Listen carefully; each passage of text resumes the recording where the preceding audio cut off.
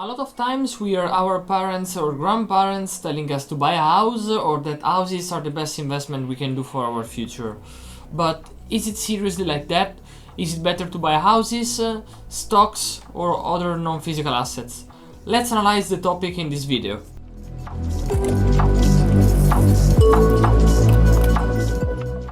The definition of real estate is the land or any permanent structures like a home or improvements attached to the land, whether natural or man-made.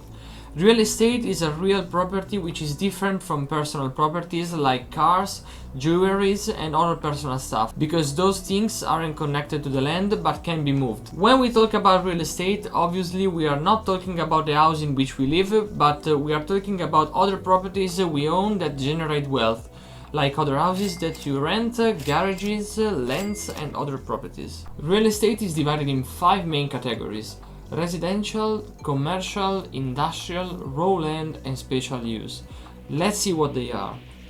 Residential real estate is any property used for residential purposes. So for example, we can include single family homes, condos, cooperatives, duplexes, townhouses and multifamily residences.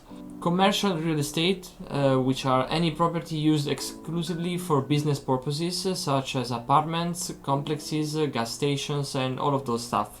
Industrial real estates are all those properties used for manufacturing, production, distribution and, for example, research and development.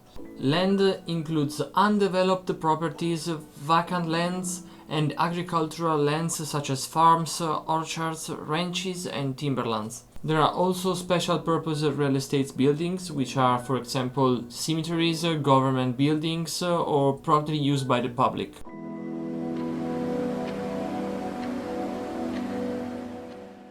As we said before, there are 5 kinds of properties we can buy, but there are also 3 different kinds of investments we can do. 2 are direct and 1 is indirect. Let's start with the 2 direct investments. The first way are rents. So we buy properties and rent them. So those properties produce cash flow in our pockets thanks to the people who are using them. For example, you buy a house and rent it. Every month the person who is inside the house has to pay you an X amount of money. So it becomes a sort of passive income. The second direct way are trades. So this is for the people who are very expert and have big amounts of money.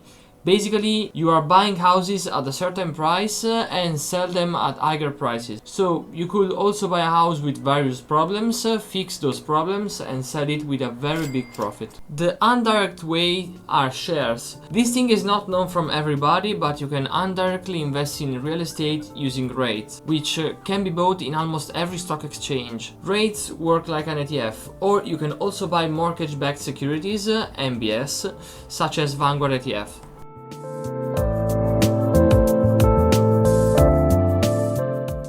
It all depends on how we are investing our money in real estate. Obviously, if you buy a property, the cost is the cost of the property itself, and if you buy using a mortgage, the price will be higher, because you have to consider all the interest you have to give back to the creator. All of this without considering the notary fees, which can be variable, and the real estate agency fees, which usually are 3% of the cost of the property. So, costs could be variable because every house could have a problem that needs to be fixed, like a broken tube or an upgrade for safety and ambient regulations. Where I live, we need to improve our energetic class before a certain period to be legal, for example. We also need to consider taxes because unfortunately they exist. So if you own multiple properties, obviously you will pay more taxes than a normal property owner. And these are some of the costs you can have if you buy directly a property. If you buy it indirectly, you just need to pay the broker fee or the exchange fee when you buy or sell your shares.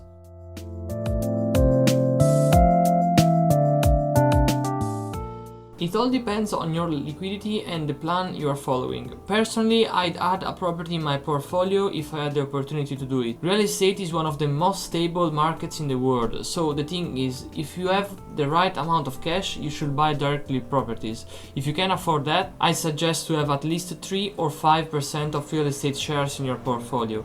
We also need to consider a very important thing. Having a physical property can be very illiquid, so very hard to sell. It could be very dangerous in certain situations.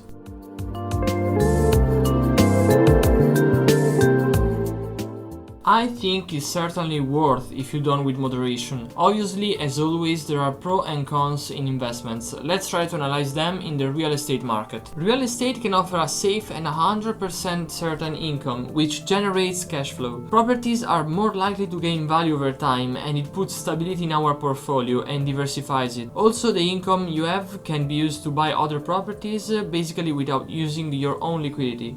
So properties can be bought with leverage, and it's a very much scalable business. Almost every time, real estate is an illiquid investment, so it's very hard to sell. It is influenced by local factors and local events, and it requires big capitals to start. Another big thing is that in confront of other assets like stocks, cryptos and other assets you can't see but can move, real estate can be moved. So, for example, if you buy a property where you live but then you want to move to another country, the property won't move with you.